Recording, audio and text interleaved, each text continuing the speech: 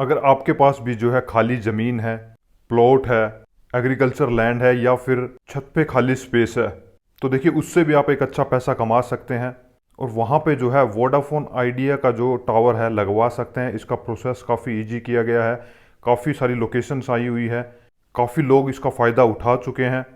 तो वो सारा प्रोसेस आपको बताया जाएगा, क्या रूल्स एंड रेगुलेशंस है, कितना पैसा मिलेगा, क्या क्या डॉक्यूमेंट्स आपके पास होने चाहिए, किस तरह से अप्लाई करना है, अप्लाई करने का सही तरीका क्या है। देखिए इस प्रोसेस के रिगार्डिंग जो है काफ़ी लोगों के टावर लग रहे हैं मगर रिजेक्शन भी काफ़ी हो रहे हैं।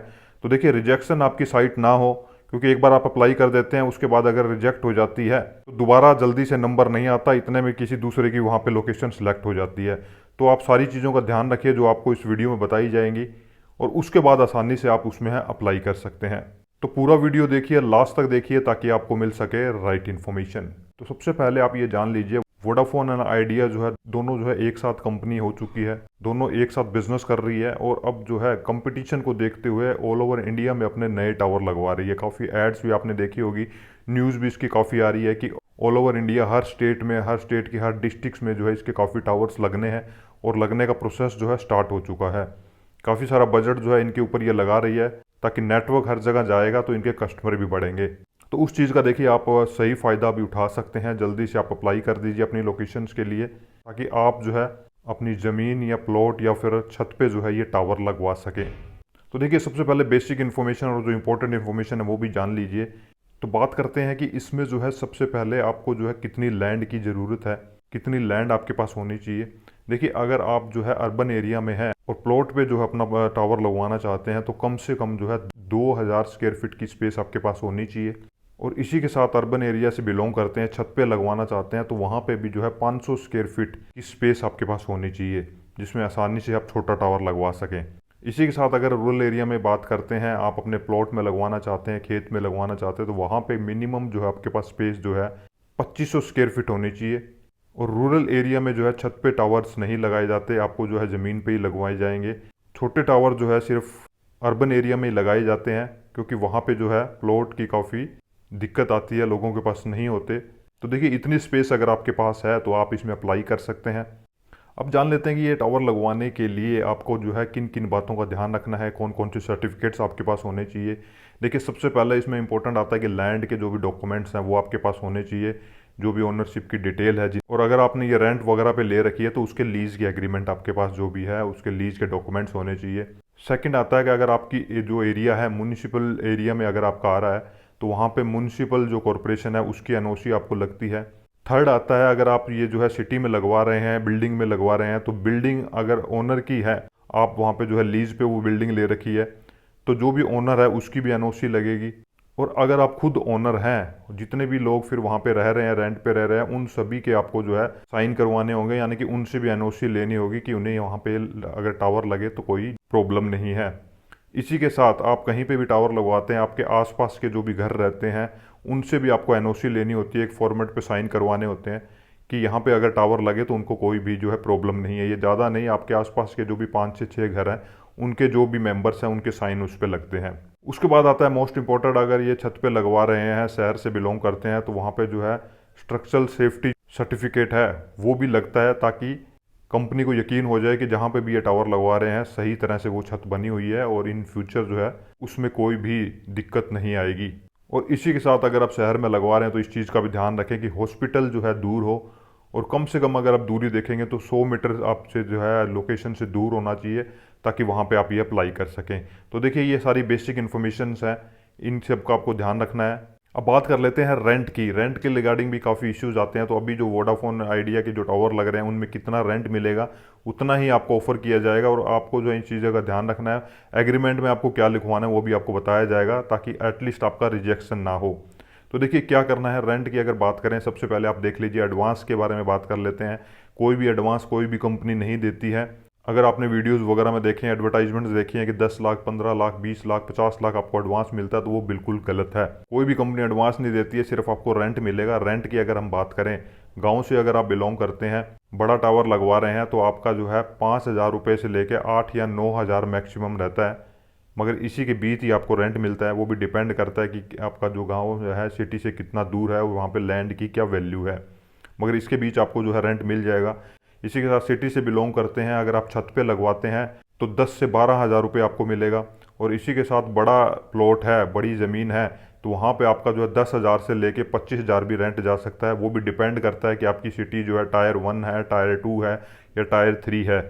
मेट्रो सिटी से बिलोंग करते हैं वहाँ पे जो है आपका रेंट इससे भी ज़्यादा जा सकता है। वो फिर वैल्यूएशन चेक की जाती है, वैल्यूएशन की जाती है कि कितनी लैंड की वैल्यू है, उसके अकॉर्डिंग वहाँ पे आपका रेंट डिसाइड होता है। तो अब एग्रीमेंट की भी बात कर लेते हैं। देखिए, जब भी आपको कॉल आए, एक्सपेक्टेड जो है रेंट भी पूछा जा रहा है, तो रेंट आपको जो मैंने बताया उसी के बीच में ही आप बताइए, कोशिश हो सके तो कम से कम बताइए, ताकि आपकी लैंड वहाँ पे सिलेक्ट हो सके। इसी के साथ जो भी आप फॉर्म भरेंगे वहाँ पे जो है पूरा डिटेल डालिए। मैंने स्पेस बताई वो उतनी कम से कम डालिए, क्योंकि उससे कम डालेंगे तो आपको कॉल वगैरह वहाँ से नहीं आएगा, आपकी ऑटोमेटिक वहाँ पे रिजेक्ट हो जाएगी। तो कम से कम स्पेस डालिए, अगर ज़्यादा है तो ज़्यादा भी डाल सकते हैं। इसी के साथ ज़्यादा से ज़्यादा लोकेशन पे जो है अप्लाई करिए।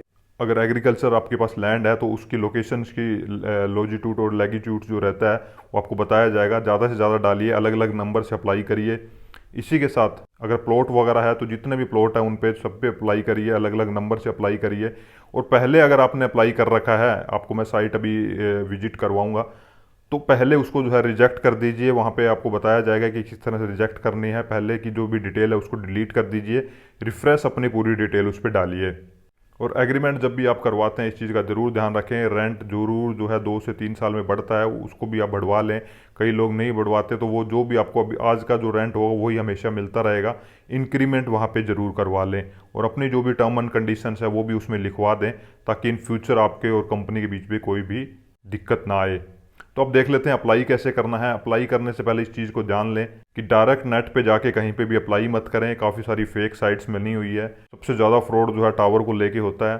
तो अगर आपके पास कोई भी डायरेक्ट कॉल आ रहा है, पहले कोई गलत जगह अप्लाई किया हुआ है, पैसे मांग रहा है, डॉक्यूमेंट्स मांग रहा है फ़ोन के ऊपर या व्हाट्सएप के ऊपर, तो वो सब गलत होता है। अगर आपको कोई लेटर भेज रहा है, LOI लेटर भेज रहा है कि आपका टावर जो अप्रूव हो चुका है, तो उन चीज़ों को भी इग्नोर करें, वो सब फेक होता है।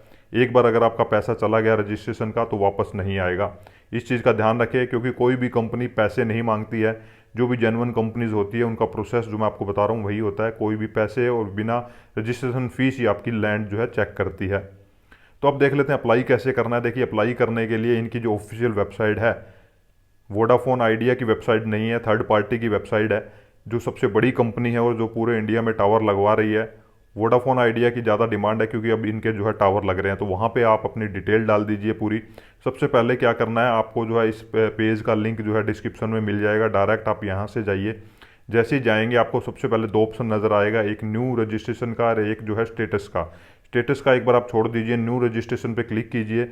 जैसे क्लिक करेंगे वहाँ पे आपका जो है नाम, नंबर, ईमेल एड्रेस वगैरह मांगा जाएगा, और जो भी नंबर आप डालेंगे उस पर OTP आएगा।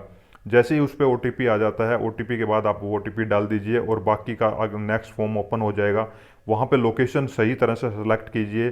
2 ऑप्शन आपको नज़र आ रहे होंगे, एक जो है टेक माई लोकेशन और दूसरा जो है पिन कोड का। तो टेक माई लोकेशन पे क्लिक करेंगे तो अगर आप उसी साइट पे खड़े हैं तो उसकी जो एग्जैक्ट लोकेशन आ जाएगी, या फिर पिन कोड डाल के आप वो सर्च कर सकते हैं। नीचे आपको क्रसर दिखाई दे रहा है, उसको जो है हाथ से ऊपर नीचे करके सही जो लोकेशन है उस पर आप लाइए, जहाँ पे आपका प्लॉट है या फिर एग्रीकल्चर लैंड है या फिर आपकी छत है, उसको सही तरह से देख लें। ये अच्छी तरह से ज़रूर डालें, क्योंकि अगर ये गलत डाल देंगे और आपकी लोकेशन आती है तो वहाँ पे फिर बाद में रिजेक्ट हो जाती है। तो सही तरह से लोकेशन डाल के लॉजिट्यूड और लैगिट्यूड्स भी नीचे अच्छी तरह से चेक कर लें, और उसके बाद ही उसको सबमिट करें। सबमिट करने के बाद और भी डिटेल आपको डालनी है कि ओनरशिप खुद की है या आपने लीज पे ले रखी है, और प्रॉपर्टी वगैरह के बारे में जो भी इन्फॉर्मेशन मांगेगी है वो सही तरह से वहाँ पे डाल दें और उसको सबमिट कर दें। तो देखिए, जैसे ही आप सबमिट कर देते हैं आपको जो है एक मैसेज आ जाएगा कि आपकी जो है प्रॉपर्टी सबमिट हो चुकी है।